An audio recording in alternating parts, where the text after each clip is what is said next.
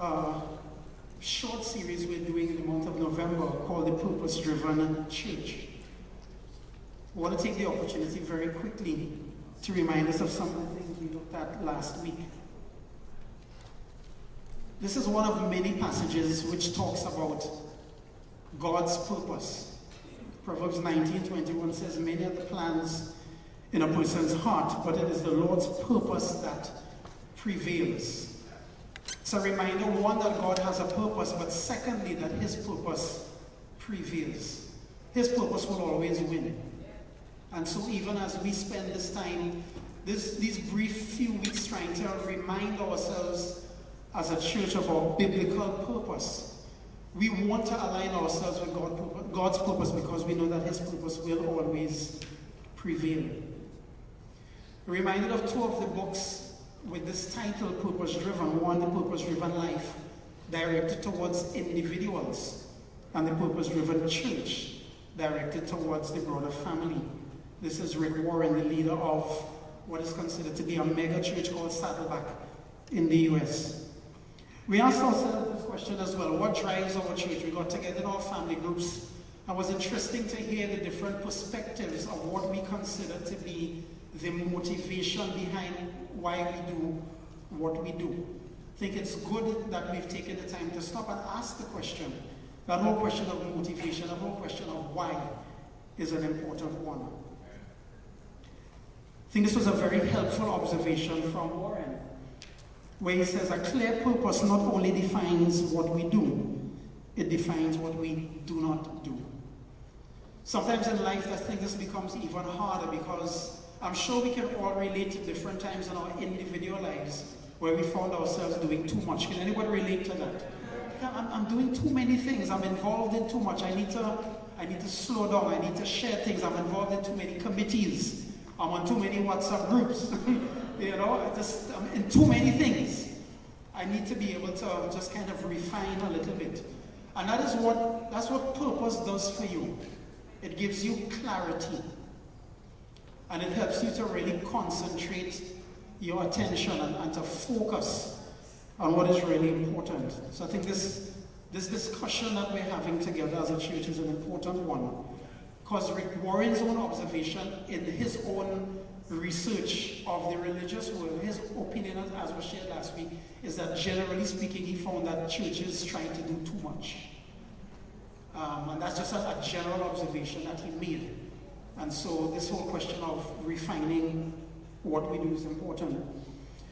This has become a very significant theme for me, the theme of evaluation. And both individual and a more global evaluation, we see passages in the church talking about that. Galatians 6:4, the part highlighted in yellow, each one should test his own actions. Guys, we must always be evaluating ourselves and also getting help from the close relationships in our lives. Jesus also did his own evaluations, especially the 7 churches in Asia Minor in Revelation 2 and 3. We took a look at our statement of beliefs, which really was crafted over a period of months of Bible study by a broad group, where we really sought to incorporate some of the purposes that Rick Warren spoke about, using our own language, and we'll talk some more about this as we proceed. And this is a breakdown, all right? And we'll get to discuss this a little bit more. I'm not going to spend any time there. And so these are 6 purposes. Warren highlighted 5 in his book. Based on our statement of beliefs, we had crafted 6 of them. The one that we added was meditate, because as that broad-based group did studies years ago, we felt as though it was important to have a purpose which spoke about our relationship with God. And so, though Warren had mission, magnify, membership, maturity, and ministry, we added meditate. And there's a related theme which is memorize, but we just didn't want to overdo the M's and get it too complicated, but very closely related to meditation is memorization. In case you're hearing some Spanish being spoken in the back, and you notice recently people have been welcoming in Spanish, doing announcements in Spanish, right? I'm trying to speak some Spanish here. Un hermano y su esposa de la iglesia en Cuba. Yeah, one, and how's your name pronounced again? Yenesi. Many of us may or may not have known that for the last 2 months or so we've had with us Juan and his wife visiting from the church in Cuba. Maybe you can have them stand in case they were not formally introduced before. And so I appreciate the extra effort. Even Francis said Buenos Nightos. And his last name is Villafana, but I think he needs to change his name after that piece of Spanish. It's good to have Juan and Yenesi with us. Huh? That last name like Villafana, we thought we would get better than that. Right? And so last week, I'm going back to this slide. These are the three. We started off with mission last week, and that was very deliberate because the mission in the statement of beliefs is twofold. It's the Matthew 28 mission of seeking and saving the lost, making disciples, but it's also the mission of meeting the needs of the poor and needy. And we wanted to start off looking at mission because we were coming out of the Hope Week of Service, which Gary kind of alluded to it. God had the Hope Week of Service the week before the Week of Service. Kind of got us prepared for it. And so last week we spoke about the mission. And just, for you to have little nuggets of reminders, you can just take a note of Proverbs 11:30. It's a great passage. The fruit of the righteous is a tree of life, and he who wins souls is wise. It's a great proverb. All right? I've been spending the last few months in the book of Proverbs and really been learning quite a lot. And here's a great passage which talks, it is an evangelism passage. It talks about the wisdom of saving souls. This is part of our mission. The second element of our mission, which we covered as well, Proverbs 19, verse 17, is one of many. Whoever is kind to the poor lends to the Lord, and he will reward them for what they have done. So it's the two-part focus of seeking and saving the lost, making disciples, but also meeting the needs of those who are less fortunate.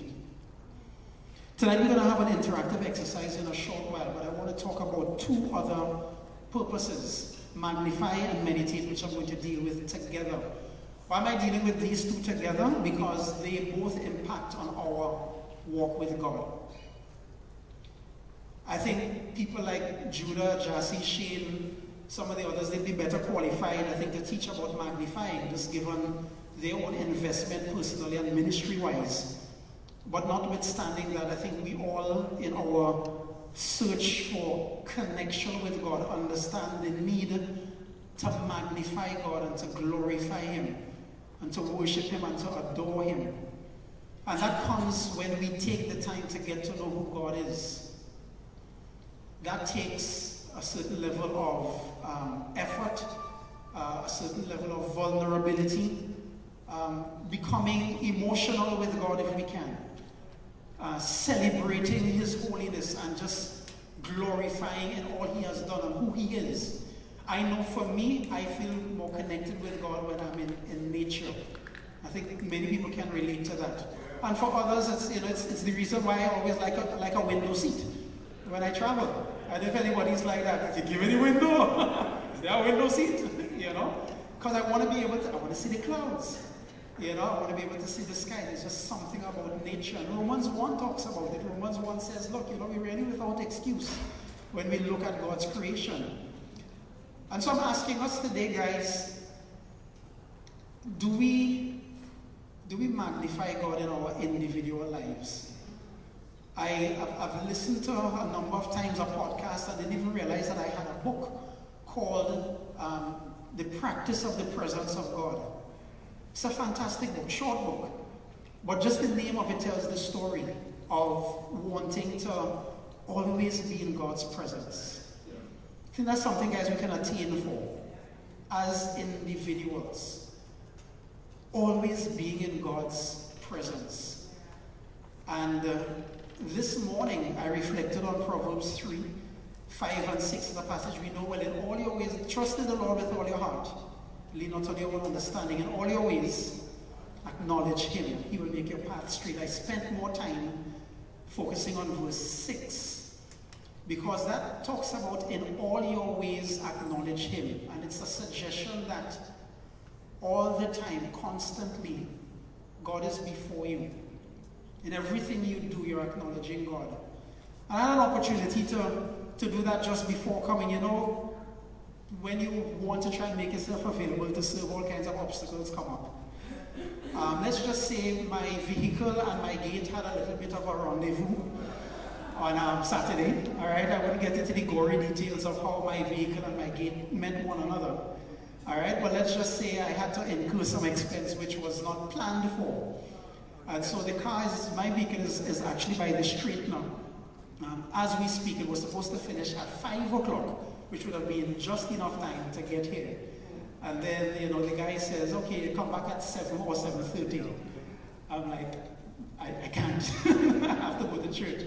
No, well, you know, go. No, don't worry about the 7:30. I said, no, I'm actually speaking at church. He said, you know, well, man appoints, but God disappoints. Okay. Have you seen that in the Proverbs? But I've heard it a number of times in Trinidad. See, man, I surely heard that one before. Man appoints, but God disappoints. So he's like, well, if you forget about church, you need to stick around, you know. So Michelle kind of sacrificed herself. She's there because of how it's just complicated. That, we need to have both vehicles just based on what's going to happen in the morning. But I remember, this is about 5:30, just feeling very challenged. Because number one, I want to remain righteous in my speech with the gentleman. I want to keep a calm spirit. I also have the children with me. Tyrone is trying to finish her homework. Jadrian is busy normal self. I'm trying to negotiate, okay, what's the traffic going to be like and all of that. And I just thought, Tyrone, you just need to pray. I actually think Proverbs 3:6 that I just mentioned helped me. And I just said, guys, let's just stop and pray for a moment. And I did. I felt, just very settled. And we came up with a solution. But that was very rare for me, if I could confess. I'm not very good at praying in the moment. I tend to react unrighteously, and then kind of confess it and pray after. Anybody can relate to that? So it was actually a victory to feel the anxiety and pray. Then I think was directly connected to the passage, thinking about always being in God's presence. So I just want to plant a seed for us in terms of magnifying God, that we really redevote ourselves to great connection with God individually. Because I think when we come together collectively, there will be a rich overflow, because we are all walking closely with God. It's not going to be something that has to be manufactured, or we wouldn't have to go back to the days of, hey, are you fired up yet, church? Because we just naturally feel zealous in magnifying God. I want to quickly talk about meditate, and I'll hand over to Allan in a short while. Proverbs 9 verse 10 says, the fear of the Lord is the beginning of wisdom, and knowledge of the Holy One is understanding. This repeats in large measure Proverbs 1 verse 7, which again says that the fear of the Lord is the beginning of wisdom. And this whole the twin principles of magnifying God and meditating on His Word, the vertical relationship, really is connected with our reverence for God. What the Proverbs do for us actually gives us some practical guidance as to how we can learn to fear God and grow in our knowledge of God.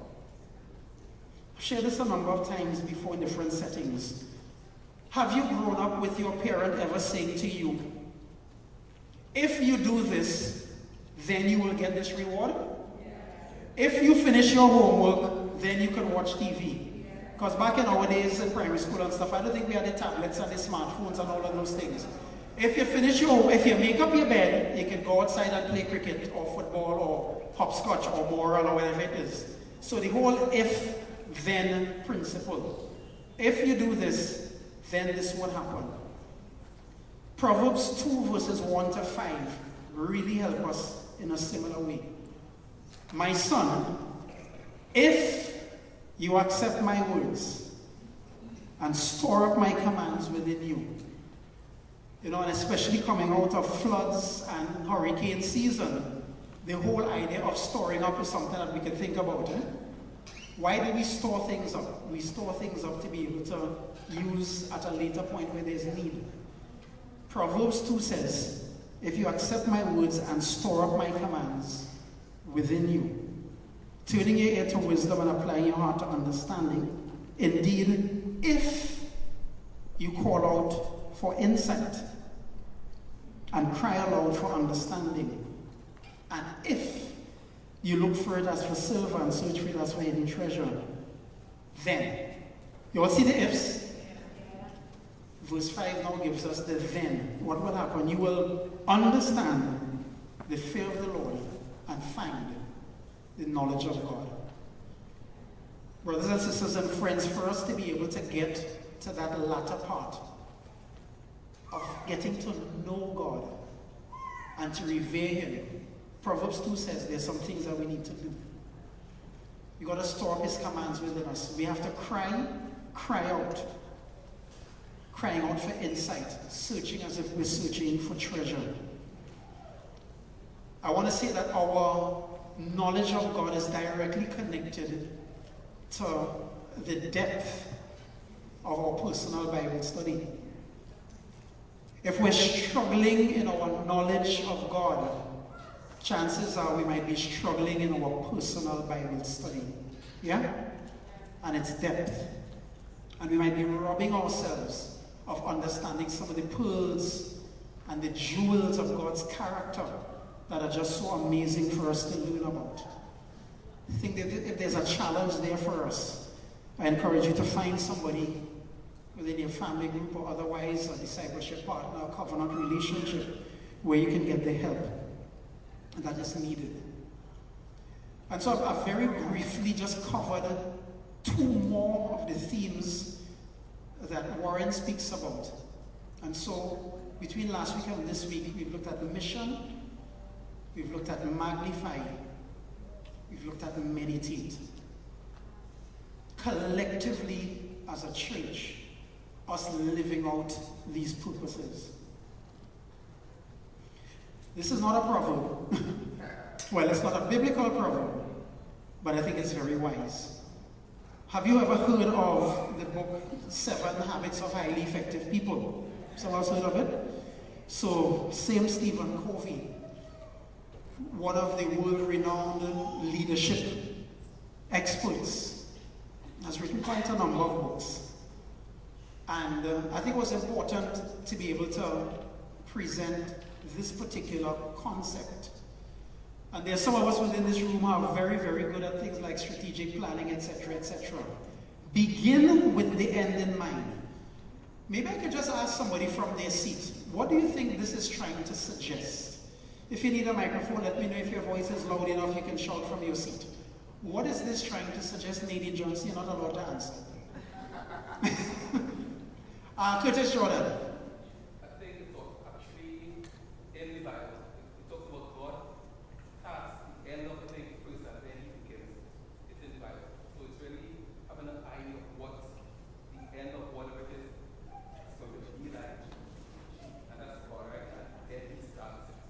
Okay. Anybody wants to add to that? Thanks, Curtis. Yes, Nicole Lord.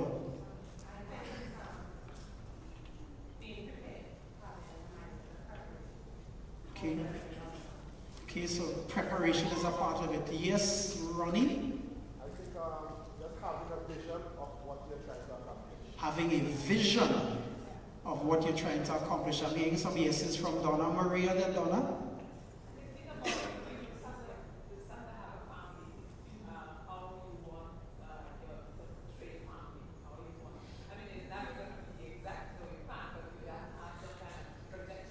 Yep. If you're starting a family, you have an idea in advance of how big of a family you want and different things like that. Yes, Donna? Plan with a goal in mind. Yep. And there's echoes from yes. You wanted to add Marcus Andy with it? Yeah. Think about what you want to achieve. Yeah.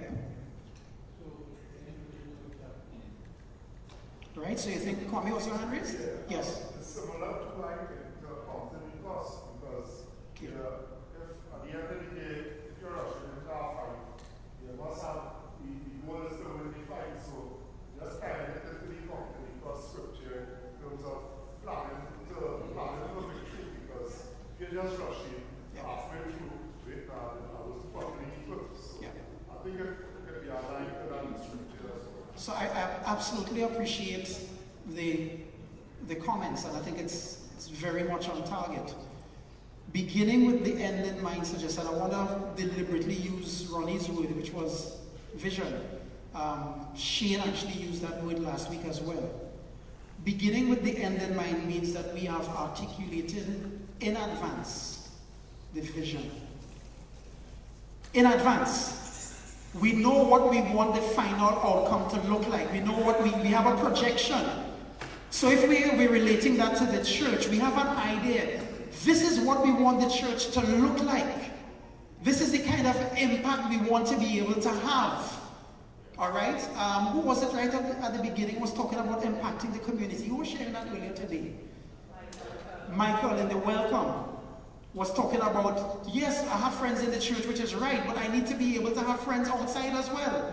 Close relationships to be able to impact people. So beginning with the end in mind for us in the context of purpose-driven church means we want to clearly articulate a vision. This is what the end goal is. We know in advance. And once we've articulated that, we can keep coming back to that as a reference point. In case we kind of going off track. It's always challenging, I say, to be a party with speaking with such an eloquent guy. Didn't he do a good job? Yeah. And I know you were listening to him very carefully, and I beg your indulgence to listen again. What we want to do at this time is just talk about vision, right? And we're going to look at one particular vision of the Tucson church. But when you think of in the Bible, do you think that God had a vision for people's lives? Yeah, he did, didn't he? Yeah. God had a vision for people's lives. Did he have a vision for Paul? Yes. You know, in Acts chapter 9, verse 15 says, "But the Lord said to Ananias, Go, this man is my chosen instrument to proclaim my name to the Gentiles and to their kings and to the people of Israel. I will show him how much he must suffer for my name." Now, did Paul have a vision for himself? Or did he have a purpose? Did he have a purpose? Can you think of a purpose Paul might have stated? Yeah. What? Yes, what could it be? He wanted the experience the suffering of Christ. Right, he wanted it, and that's what God wanted him to do too, didn't he? He stated it here. What else? Can you think of a purpose? Paul may have stated it many times. Preaching to Gentiles. Preaching to the Gentiles. Exactly. He says, I am an apostle to the Gentiles by the will of God. Over and over and over again. And when I think of that, I thought of myself, do I have a purpose statement like that? Who is Allan Cunningham? And I've been crafting it over a while now. Allan, a servant of God. Is that kind of lofty? You know, we all are called to be servants of God, right? Yeah, we serve God, we do things. A servant of God, called to be an example in loving God and my neighbor. That's what I want to be. I want to be a servant of God, setting an example in loving God and loving my neighbor. So Paul had one for himself, and he also had one for the church. Can you think of what he may have thought of for the church? His thoughts, you know, just going back and looking through the gospel, any themes that you see may have come up. Well, he said he wanted through the church the manifold wisdom of God may be made known. That God will be made known through the church. That people will understand Jesus and why he came.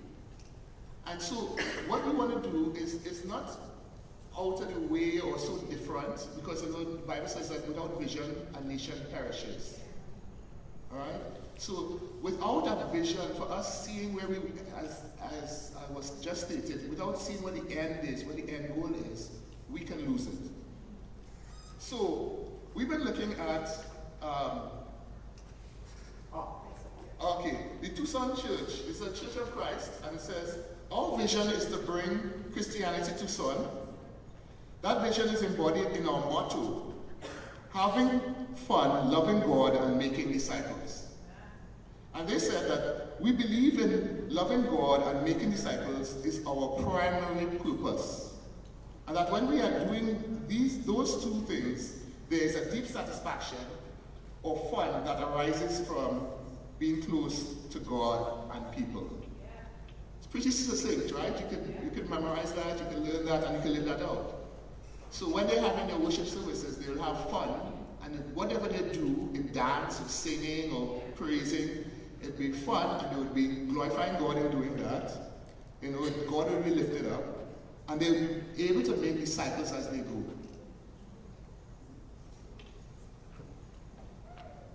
And they said, we want to be true Christians, not simply spectators. We want to feel and live close to God, not simply pretend. If we are unsatisfied with religious talk, and if you are, to others, if you are unsatisfied with religious talk and want to really follow Jesus as a disciple 24/7, please come visit our church. So let's go back. It says their motto is having fun, loving God, and making disciples. So what we want to do today, we want to be able to go about making a statement of belief, spring that into some sort of vision or mission statement. So what we ask is, we form into our family groups. Now, I think what would be very helpful for us is to first think about at least one or two or three scriptures that you may think might help frame what our vision statement is. So first thing, okay, is there some scriptures in your family group thinking? Is there some scriptures that might help us to frame this? And then we would take a few minutes to come up with such a vision statement. A vision statement normally starts off with what you will do is action, right? So just simply, we will do some sort of action, right? Just like they did before, they said, having fun, loving God, and making disciples. It's some sort of action that you do. So what we want to do is this. We want to get you together in your family groups, and you will be thinking, I would suggest, this is a suggestion, if you don't have to do this, it's a suggestion that you can look at least one to three scriptures that you would want to use to frame your mind. And then, after you've done that, take the time to just try to come up with the statements. And then we'll ask, and what we're going to do is, we're going to ask afterwards for us to share what we've come up with. Now, I have some brilliant people with me here. So I think we did a pretty good job.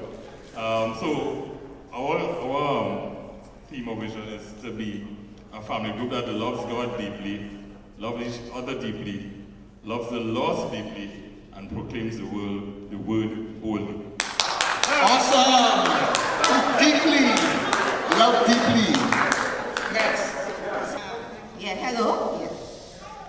Building family with love and reverence for God. Awesome! Lord of the money. We have joyfully focused, presenting and being Christ to all men. Wow! Awesome! Standing in the gap, reaching out to others, magnifying God through people, loving as Christ loves us. Oh man, come on, wrap the house. Sharing the joy of our lives in Christ. Wow. To be imitators of God's love while seeking and saving the lost. To be imitators of God's love. Fearing God and living our lives as Christ did. Wow. Remaining the same regardless of how someone else behaves. To be the church of choice for persons looking for a to influence a Christocentric society through a family-focused, action-driven, God-obedient church.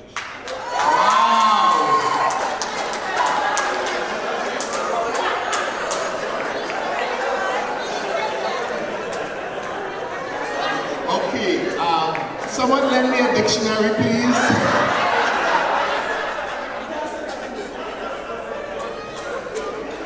Dear God, we are so grateful that we have your Spirit and that it works so mightily amongst us. Father, we pray that we may make you known. Father, we all want to be your servants.